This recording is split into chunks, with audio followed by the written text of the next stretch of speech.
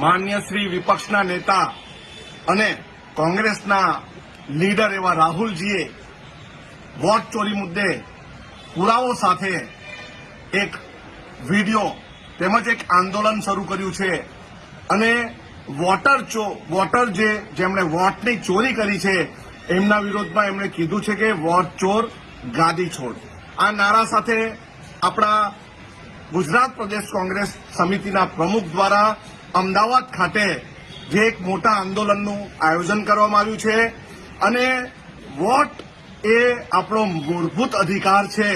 કોઈ પણ સમાજ હોય, આદિવાસી હોય, મુસ્લિમ હોય, દલિત હોય, ઓબીસી હોય, ઉચ્ચ વર્ગ હોય, મધ્યમ વર્ગ હોય, ગરીબ વર્ગ હોય, દરેકને એક મત આપવાનો અધિકાર છે. પરંતુ વર્તમાન સમયમાં એ મતની ચોરી કરી લેવામાં આવી છે અને સત્તા પર જે બેઠા છે એમના માટે વોટ ચોર ગાદી છોડના નારા સાથે અમદાવાદમાં આવનારી 31 તારીખે 31મી ઓગસ્ટે બપોરે 3 વાગે જંગી રેલીનું આયોજન કરવામાં આવ્યું છે.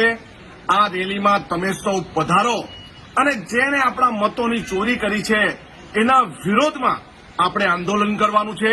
એ આંદોલન માટે દરેકને અમારી વિનંતી છે કે તમે આવો અમદાવાદ અને પોતાના મતનો અધિકાર અને પોતાના મતનો હિસાબ માંગો.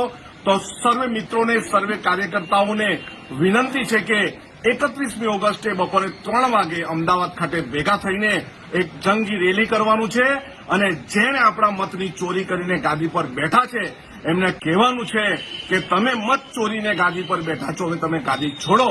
તો સર્વે મિત્રો આ દિવસે તમે સૌ ભેગા થઈને, આપણે સૌ ભેગા થઈને પોતાના મતનો હિસાબ માંગીએ અને બધા જ આ આંદોલનમાં જોડાવ એવી સૌને વિનંતી. જય આદિવાસી, જય ભારત, જય ગુજરાત.